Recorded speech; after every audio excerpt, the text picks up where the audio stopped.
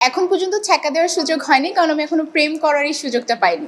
ছ্যাঁকাটা ছেলেরাই খাবে, ছ্যাঁকাও দিবে আবার প্রেমেও জ্বালাবে। তাকে দেখলে এমনি সব ছেলেরা ফিটকে পড়ে যাবে। গানটা খুবই সুন্দর ছিল, যেহেতু মেরি আপু গেয়েছে, তার কণ্ঠ খুবই সুন্দর এবং যেহেতু কাস্টে ছিল আমি এবং শিশির ভাইয়া, অল প্রজেক্টটা আমার কাছে খুবই সুন্দর লেগেছে এবং আমার কাছে মনে হয় অডিয়েন্সের অনেক বেশি ভালো লাগবে। হ্যাঁ, আমরা ভাইবটা আইটেম গানের মধ্যে রাখা ট্রাই করেছি। খুবই সুন্দর, রুমি ভাইয়ের কাজ তো আপনারা জানেন খুবই সুন্দর হয়। তার পাশাপাশি যে এবার আমি ছিলাম, শিশির ভাইয়া ছিল, সবকিছু মিলে আই গেস অনেক সুন্দর হবে কাজটা এবং অনেক সুন্দর হয়েছে, আপনারা দেখলেই বুঝবেন। আমার কাছে ভালোই লাগে, খারাপ কেন লাগবে? খারাপ লাগলে অবশ্যই কাজ করতাম না। আমি খুবই কমফোর্ট, আশা করছি অডিয়েন্সের অনেক ভালো লাগবে, একটু ডিফারেন্ট কাজ দেখবে। এটাই হচ্ছে আমার এবারের ফার্স্ট কাজ, সো আমার কাছে মনে হচ্ছে যে সবার কাছে খুবই ভালো লাগবে। অবশ্যই আপনারা তো এখন সোশ্যাল মিডিয়া বা হচ্ছে ইউটিউব স্ক্রল করলেই দেখতে পাচ্ছেন, এখন মোস্ট অফ দ্য গানই হচ্ছে আইটেম সং এবং অডিয়েন্স সেটা খুব পজিটিভ ওয়েতে নিচ্ছে। আইটেম সংটা দেখা যায় যে একটু ডিফারেন্ট হয়তো সবাই খুব পছন্দ করে। দেখা যায় যে 3 মিনিটের একটা গান থাকে, ফুল অনেক সময় আমরা ফুল গান আসলে দেখতে পছন্দ করি না। যেমন আগে দেখা যেত যে একটা গান প্রায় 6 মিনিট বা 5.5 মিনিট হতো, তো সেখান থেকে গানটা শর্ট এবং অডিয়েন্স অনেক বেশি পছন্দ করে এখন আইটেম সং।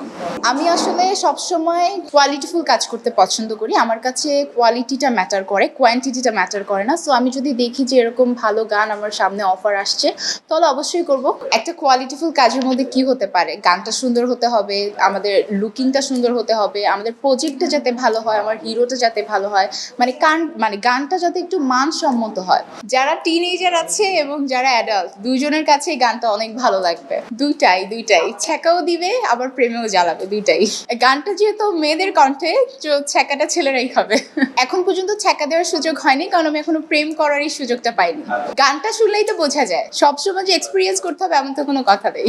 অবশ্যই আমাদের সিঙ্গার, সে দেখতেও যেমন মাশাল্লাহ, তার কণ্ঠটাও তেমন মাশাল্লাহ। তাকে দেখলে এমনি সব ছেলেরা ফিটকে পড়ে যাবে, আর তার কণ্ঠ তো মাশাল্লাহ অনেক সুন্দর। এটা আসলে সময়ের উপর ডিপেন্ড করে। ছ্যাঁকা কেন দিব? যদি সেই মানুষটা আমার ভাইবসের হয়, তাহলে তো ছ্যাঁকা দেওয়ার প্রশ্নই আসে না। দায়িত্বশীল, আমার প্রতি যত্নশীল, ভালো লয়াল, সেক্ষেত্রে একসাথে আর্ন করবো। আলহামদুলিল্লাহ আমার ক্যাশ ক্যাপিটাল আছে, আমি চেষ্টা করবো তাকেও আমার সাথে ক্যাশ ক্যাপিটাল যাতে আমরা ডেভেলপ করতে পারি একসাথে। আসলে তার হচ্ছে আমার প্রতি লয়াল থাকতে হবে। টাকা পয়সা লাইফে আসবে যাবে, এটাই হয়তো এখন আমি যে পজিশনে আছি, 1 বছর পর সেটা থেকে খারাপও হতে পারে, আবার 1 বছর পর সেটা থেকে ভালো হতে পারে। আমরা সবাই বেটারমেন্ট চাই, সো ট্রাই করবো একসাথে ক্যাশ ক্যাপিটাল বাড়ানোর জন্য। 10 বছর আমি থাকছি না মিডিয়াতে, তার কারণ আমি এখন আমার ব্যবসার দিকে যেহেতু ঝোঁক দিয়েছি, আমি চাইবো যে আমার ব্যবসাটা যখন উঠে যাবে তখন আমি মিডিয়া থেকে একটু সাইড হয়ে যাবো। বিকজ মিডিয়া আসলে একটা ক্যারিয়ার আমার কাছে মনে হয় না যে সুইটেবল, বা এটা সবসময় আমরা যতদিন আমাদের গ্ল্যামার আছে ততদিনই। আমি থাকবো না, এই 2-3 বছরের মধ্যে আমি এখান থেকে ছেড়ে চলে যাব।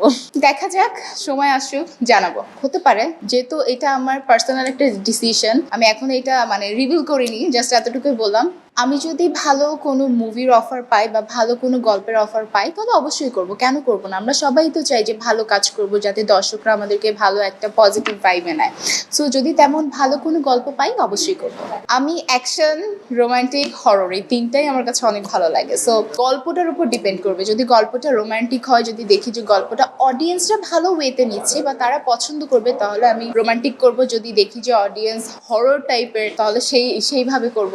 ডিপেন্ড করবে গল্পটার উপর। গল্পটা যদি ভালো হয় তাহলেই করবো, তখন করবো না। অবশ্যই বিজনেস, আমার কাছে বিজনেসটা যেহেতু আমি আমার নিজের পরিচালনাভাবে চালাতে পারি, আমার অনেক এমপ্লয়ি আছে যাদেরকে আমি আসলে হুকুম করি বা তাদেরকে দিয়ে কাজ করাতে পারি। তো আমার কাছে মনে হয় যে মিডিয়া মানে 2টা জিনিসই খুবই কঠিন, যেমন ব্যবসাও কঠিন তেমন মিডিয়ার এই সেক্টরটাও কঠিন। বাট আমার কাছে মনে হয় যে ব্যবসাটা আসলে নিজের মতো করে করা যায়, তো নিজের একটা ওনারশিপ থাকে। সো আমার কাছে ব্যবসাটা ভালো লাগে। এখন এক একজনের চয়েস আসলে এক এক রকম হয়। আসলে এখন ওরকম কোনো অফার আমার কাছে এসে পৌঁছায় নাই। আমি একটা কথা অনেকেই হয়তো জানেন যে আমি কোনো কাজেরই ডিল করি না।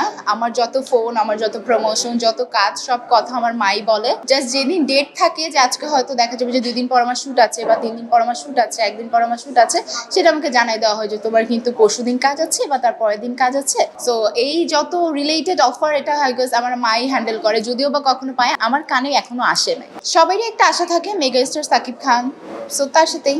তাকে তো বাংলাদেশের সবাই পছন্দ করে, বাইরের কান্ট্রিরও অনেকেই পছন্দ করে। তো আমরা অবশ্যই চাইবো যে আমরা যার সাথে কাজ করছি তাকে যত সবাই পছন্দ করে। এবার আসলে আমার কোনো সিনেমায় দেখা হয় নাই, দেখতে যাবো ভেরি সুন। এটা দেখে এখনো চিন্তা করিনি।